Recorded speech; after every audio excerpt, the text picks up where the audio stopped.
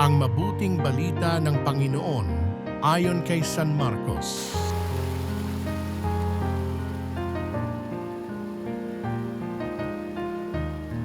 Noong panahong iyon, pagbalik ni Jesus mula sa lupain ng Tiro, dumaan siya sa Sidon at nagtuloy sa lawa ng Galilea matapos tahakin ang lupain ng Decapolis.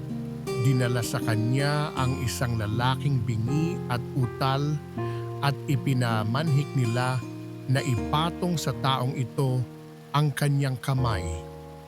Inilayo muna siya ni Jesus sa karamihan at isinuot ang kanyang mga daliri sa mga taengan nito. Pagkatapos, lumura at hinipo ang dila nito. Tumingala si Jesus sa langit at nagbuntong hininga at sinabi sa tao, "Ephata," ibig sabihin mabuksan. At nakarinig na ito na wala ang pagkautal at nakapagsalita na ng malinaw.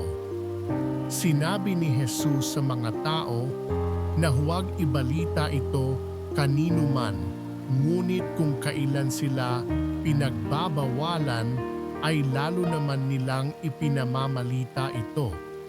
Sila'y lubhang ng gilalas at ang wika, anong buti ng lahat ng kanyang ginawa, nakaririnig na ang bingi at nakapagsasalita ang pipi. Ang mabuting balita ng Panginoon.